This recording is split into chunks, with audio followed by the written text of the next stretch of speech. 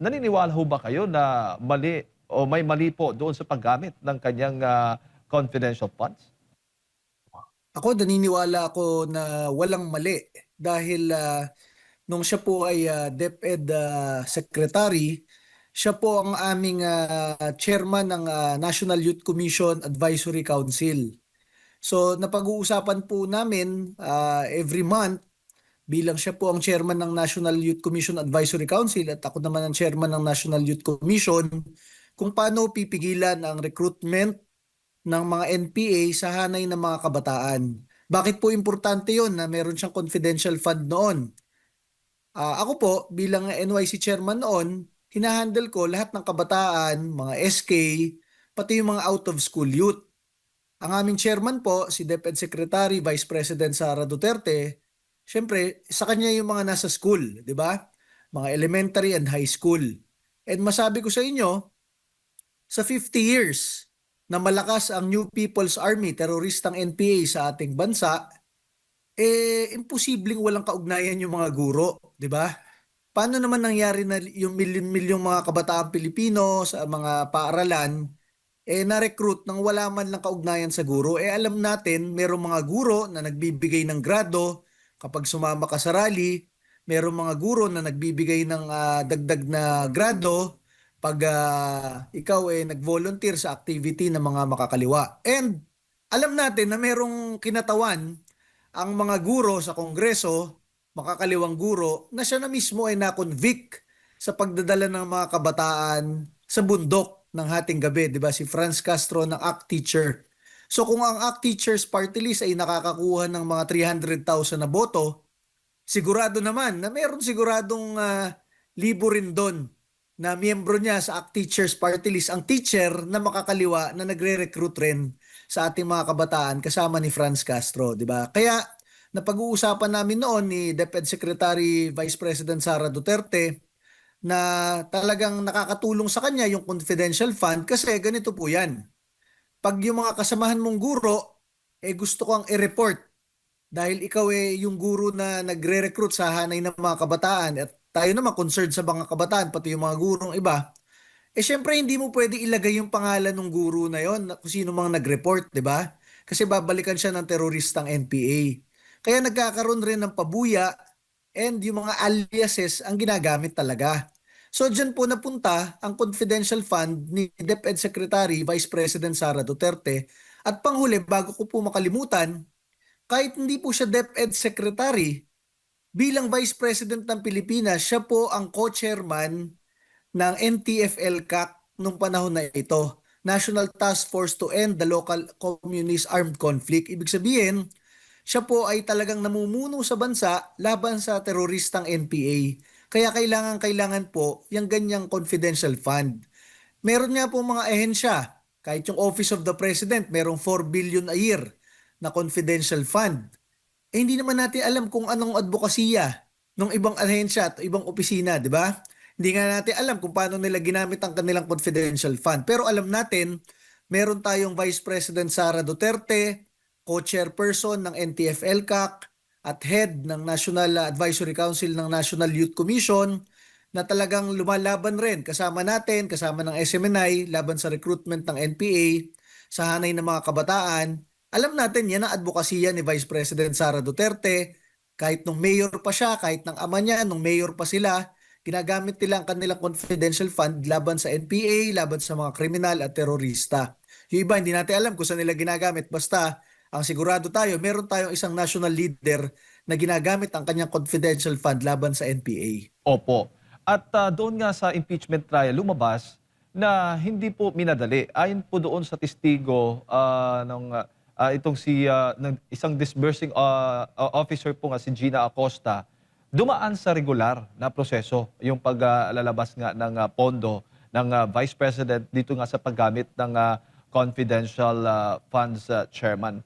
Sa tingin po ninyo, itong pag-aakusa laban po sa kanya ay baga sinadya ho ba yung ganung paraan para talaga maipit ang Vice Presidente na sa huling bahagi lamang ng taon baga ginastos yung pondo mula po sa Office of the President? alam nyo, most likely sinadya yan. Pangalawa, wala naman talagang kaso doon. Basta ang naka-state dyan, pag ikaw ay inisyuhan ng confidential fund, gagamitin mo yon for that quarter.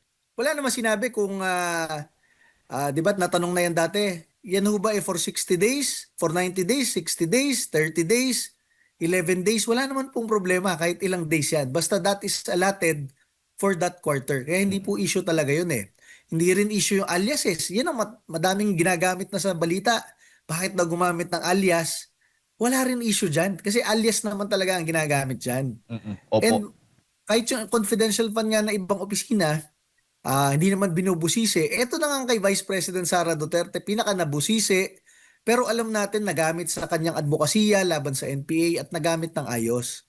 Kaya ang nasa likod po nito, kayo'y naniniwala na itong CPP, grupong CPP, NPA, NDF.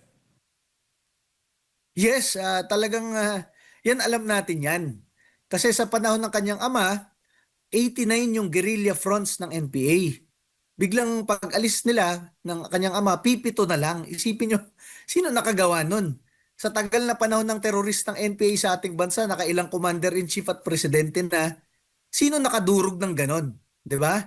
Wala nang balangay, wala nang pulutong, wala nang talupad. Talagang squad-squad na lang ang NPA. And dahil sa ganyang paghihina ng NPA during the Duterte administration, ang gagawin na lang dapat ngayon, pag-upo ng ngayong administrasyong ito at si Vice President Sara Duterte, co-chairman ng NTF-ELCAC, ang gagawin na lang, pipigilan mo na lang yung recruitment sa hanay ng kabataan kasi nagre-replenish na lang ng ranks ang teroristang NPA. Kaya ngayon ang ginawa ni Vice President Sara Duterte bilang DepEd Secretary, humahawak sa mga guro at paaralan ng bansa at bilang co-chairman ng NTF-ELCAC. Ngayon, ini-issue pa siya.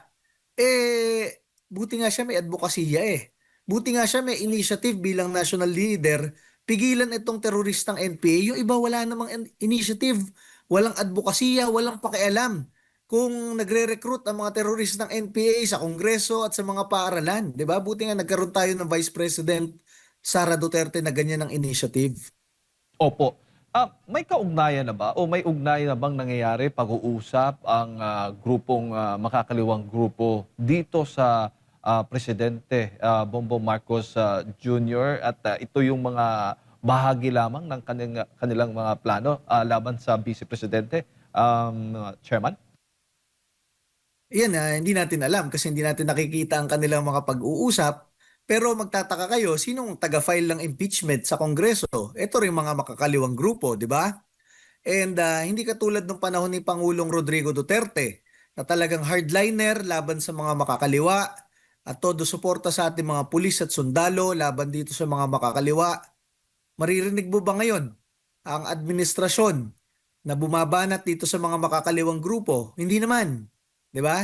Dati ang Pangulong Rodrigo Duterte sa kanyang mga weekly talks na meron siyang press con, talagang minumura niya itong mga makakaliwang grupo dahil alam naman ng lahat sila ang nagre-recruit sa ating mga anak, apo at kabataan Pilipino papunta sa teroristang NPA. Ngayon, may narinig na ba tayong ganon? Wala tayong marinig na ganon. So kung ang taga-file ng impeachment ay yung mga makakaliwang grupo at ang finailan ng impeachment ay kalaban ng administrasyon ngayon at ginagamit ang lahat ng resources ng gobyerno, hindi dito sa mga bagyo, hindi dito sa mga sakuna, kung hindi laban sa para ma-impeach ang Vice President Sara Duterte, medyo halata nyo naman kung sino magkakakampi. At ito, masabi ko sa inyo, ito ang nasa isip ngayon ng ating mga pulis, sundalo at tropa ng gobyerno. Alam natin yan sa Duterte Youth Party List dahil tayo ang most voted sa local absentee voting ng ating AFP, PNP at government troops. Alam natin na nag-iisip rin ng ating mga sundalo, bakit hindi hardliner ang ating administrasyon, ang ating gobyerno laban sa mga teroristang NPA. Dahil ang pinapatay nito mga teroristang NPA na ito, ang ating mga pulis at sundalo, tropa ng gobyerno, at tuwing lumalakas ang recruitment ng mga makakaliwang grupo sa hanay ng mga kabataan at sa mga paaralan, ang mapapatay ng mga nare-recruit na ito ay ang ating mga tropa ng gobyerno. Kaya alam nyo, kasama natin ang ating mga tropa ng gobyerno sa advokasya na yan. Tahimik lang sila, hindi sila makareklamo. pero alam nila ang katotohanan, 'di ba? Truth that matters. Opo. At Chair, Government is friendly with those leftist leaders. opo, marami din hong nakakapansin sa pag-uugali na ngayon, no, ng ating mga opisyal ng tulad na lamang ng mga personahe ng kapulisan, yung mga ahente ng NBI, ng DOJ, Ombudsman at iba pa ng mga agency. May mga kababayan po natin nagkokomento yung the way po sila magtrato doon sa kanilang mga hinuhuli at paano po nila ginagawa yung kanilang operasyon. Tulad na lamang sa KOJC, hindi ho ba? Simulan po natin doon. Yung paglusob ng mga kapulisan po doon. Walang kinikilalang, hindi kinikilala yung karapatan ng simbahan at para bang wala ng batas, no, na kinikilala. Yung pag-uugali ng mga personnel ng for example na lamang yung yung ginawa po nila kay Mike Defensor, di ba? Yung daw yung ugali na hindi mo naman napapansin noon na ang laki pong respeto, nirerespeto po ng mga personahe po ng gobyerno ang karapatan ng tao. Pero parang iba yung ugali po nila ngayon na nakikita po natin na Chairman, na kumbaga parang ugaling NPA ang ganitong sistema, ideolohiya. Kayo ho ba ay ganun din ho ba ang inyong napapansin sa ating mga nasa otoridad? Ang napansin ko diyan ay sa dami-dami ng pinulitika, pinahirapan at talagang dinudurog. Unang-una diyan ang ginawa ng administrasyon, si ating kaibigan Pastor Apollo Kibuloy, 'di ba? Saan ka ba naman nakakita na i-issuean ka ng warrant, papadala ka ng 3,000 pulis? Hindi ba naman hindi sapat yung term na OA eh. Overacting eh, 'di ba? Sa dami ng kailangan hanapin dito sa bansang ito na adik, na nanaksak, pumatay, 'di ba? Saka nakakitang magde-deploy ka ng pulis na 3,000 para sa ating butihing pastor. 'Di ba? Yung ibang napakaraming nasa buong bansa na kailangan dapat hanapin, di naman nahahanap, 'di ba? O pangalawa, pagkatapos ng ginawa kay Pastor Apollo Kibuloy at sa SMNI, ang ginawa kay Pangulong Rodrigo Duterte, ang ating mahal na presidente, ang ating commander-in-chief dati, na nagmahal sa mga tropa ng gobyerno, kita nyo naman, talaga namang sinakay sa eroplano, pinadala sa kamay ng mga dayuhan.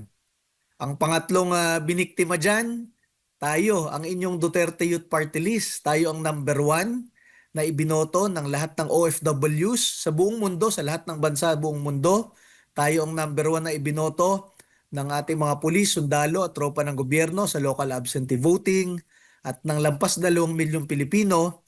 Dapat tayo ay nasa Kongreso, kinatawan at boses ng milyong-milyong mga Pilipino. Tayo ay hindi pinaupo, 'di ba? Ang ating 3 kongresista. At sumunod dyan, syempre ang pagpapatuloy na pag-impeach kay Vice President Sara Duterte kahit pumalpak last year, itinuloy ngayong taon na ito.